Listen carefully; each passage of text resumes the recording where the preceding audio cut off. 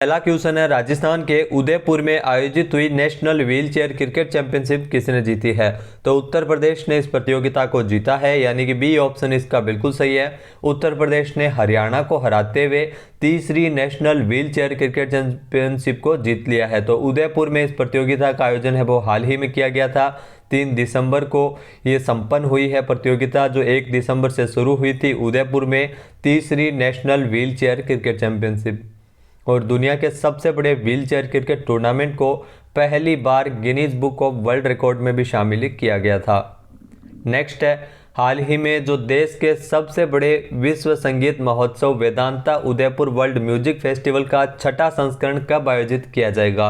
तो वह हाल ही में आपको बता दें कि जो जस्ता शीशा और चांदी उत्पादक कंपनी जो वेदांता समूह की कंपनी हिंदुस्तान जिंक के सहयोग से झीलों की नगरी उदयपुर में देश के सबसे बड़े विश्व संगीत महोत्सव Vedanta Udaipur world music festival का 6ठा संस्करण है, जो 16 से लेकर 18 दिसंबर तक आयोजित किया जाएगा, यानी कि बी ऑप्शन इसका बिल्कुल सही है। Vedanta Udaipur music world music festival, जिसकी मुख्य थीम रखी गई है राजस्थान के भूले हुए संगीत वाद्य यंत्रों और परंपराओं का संरक्षण और प्रचार, तो इस थीम पर ये आधारित होगा विश्व संगीत महोत्सव Vedanta Udaipur world music festival.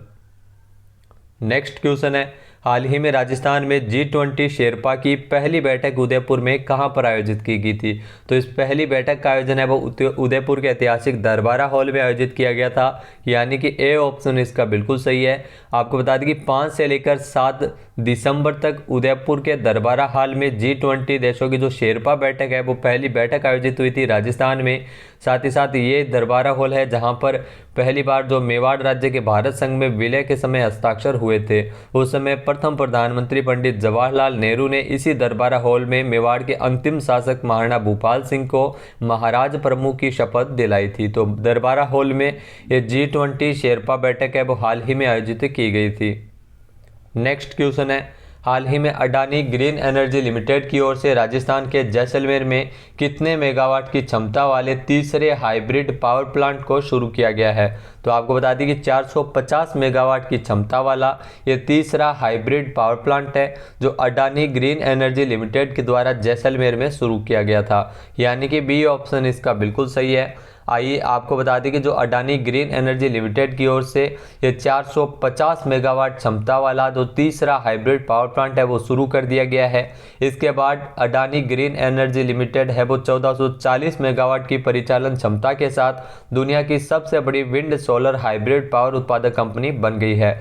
इसी साल मई 2022 में भी जैसलमेर में जो इसी कंपनी के द्वारा भारत का जो पहला 390 मेगावाट की परिचालन क्षमता वाला हाइब्रिड पावर प्लांट भी शुरू किया गया था। अगला क्वेश्चन है, हाल ही में ग्रामीण क्षेत्रों में पर्यटन को बढ़ावा देने के लिए राज्य बजट में राजस्थान ग्रामीण पर्यटन योजना लागू किए जाने की घोषणा किसने की है? तो आपको बता दें कि इस योजना को राजस्थान सरकार द्वारा लागू किया गया है। तो सीएम अशोक गहलोत ने इसकी घोषणा की थी, यानी कि बी ऑप्शन इसका बिल्कुल सही है। मुख्यमंत्री अशोक गहलोत ने ग्रामीण क्षेत्रों में पर्यटन को बढ़ावा देने के लिए राज्य बजट में इस योजना की घोषणा की थी और 5 दिसंबर से राजस्थान के कुछ ग्रामीण क्षेत्रों में जो राजस्थान में ग्रामीण पर्यटन योजना है वो लागू कर दी गई है। इसके माध्यम से जो राजस्थान में गांवों में जीवन कला संस्कृति एवं विकास को प्रदर्शित करने वाले विरासत को प्रदर्शित करने वाले पर्यटन इकाइयों को बढ़ावा दिया जाएगा। ग्रामीण पर्यटन इकाइयों को स्टाम्प ड्यूटी में छूट, ऋण पर ब्याज जैसे अनुदान, कई लाभ है वो इसमें देय होंगे। इसके अलावा ग्रामीण क्षेत्रों में ग्रामीण guest house, camping site, caravan park, home stay, जो पेइंग गेस्ट जैसी सुविधाएं हैं वो ग्रामीण पर्यटन योजना के तहत मिल सकेगी। नेक्स्ट क्वेश्चन है, हाल ही में राजीविका द्वारा किस पेमेंट बैंक के साथ एमओयू किया गया है? तो हाल ही में राजीविका के द्वारा इंडिया पोस्ट पेमेंट बैंक और फिनो पेमेंट बैंक के मध्य एमओयू पर हस्ताक्षर किए गए थे, यानी कि सी ऑप्शन इसका बिल्कुल सही है। उपरोक्त इन दोनों ही बैंकों के साथ हाल ही में एमओयू साइन किया गया है।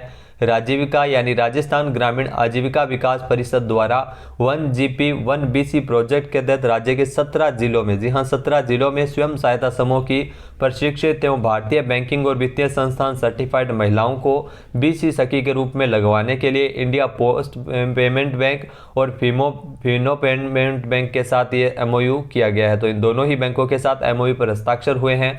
अब तक राजस्थान में 25 जिलों में BC सखी के लिए एमओयू किया गया है।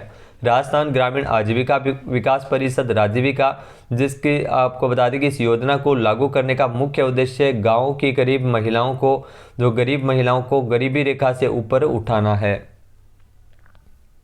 नेक्स्ट क्वेश्चन है, हाल ही में राजस्थान की किस परियोजना का चयन वर्ष 2022 के ई गवर्नेंस श्रेणी में स्कॉच सिल्वर अवार्ड के लिए किया गया था? तो राजकाज परियोजना का इसके लिए चयन है वो किया गया था, यानी कि ए ऑप्शन इसका बिल्कुल सही है। राजकाज परियोजना का चयन साल 2022 के ई गवर्नेंस की श्रेणी में स्कॉच सिल्वर अवार्ड के लिए किया गया है। इसके माध्यम से कार्यालय प्रबंधन एवं कार्मिक प्रबंधन है वो आसान हो सकेगा। साथ ही साथ राजकाज सॉफ्टवेयर की परिकल्पना सभी विभागों के सामान्य राजकीय कार्यों, अचल संपत्ति विवरण, फाइल ट्रैकिंग मैनेजमेंट सिस्टम, अवकाश प्रबंधन, वार्षिक कार्य मूल्यांकन प्रतिवेदन, अनापत्ति प्रमाण पत्र सभी कार्य को सुविधाजनक बनाने के उद्देश्य से की गई थी।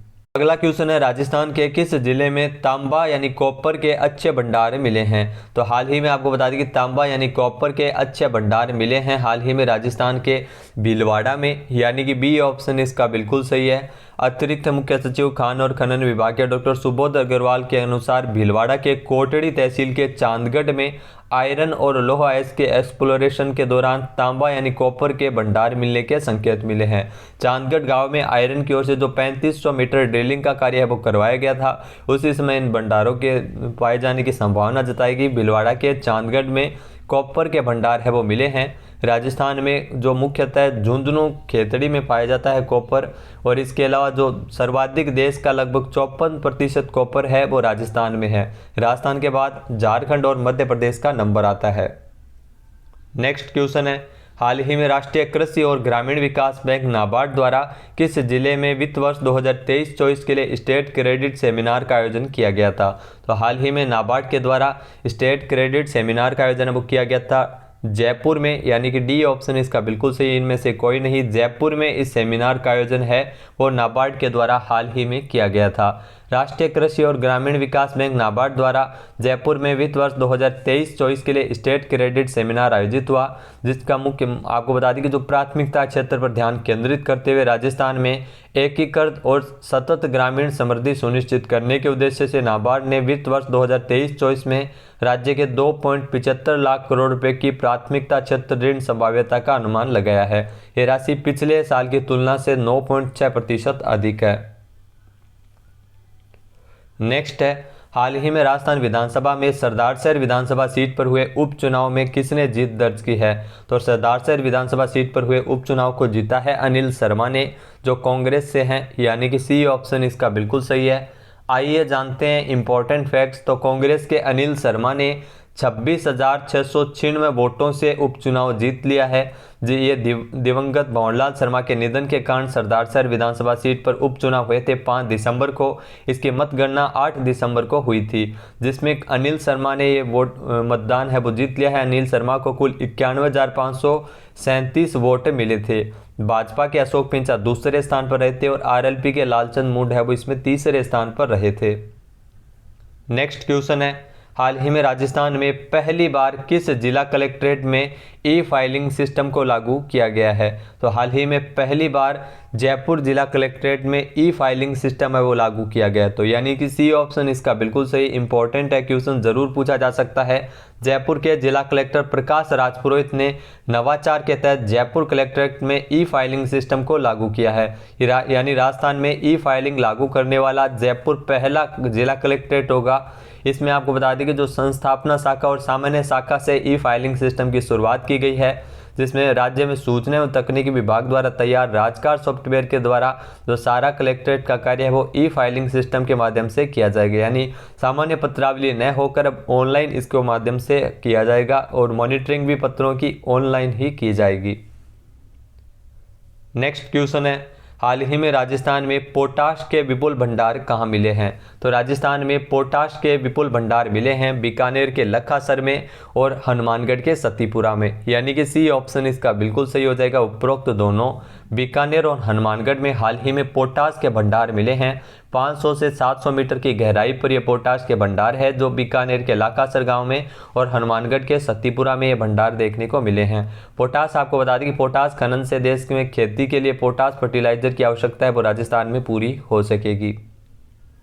अगला क्वेश्चन है, हाल ही में राष्ट्रीय उष्ण अनुसंधान केंद्र बीकानेर और किस संस्थान के मध्य एमओयू किया गया था?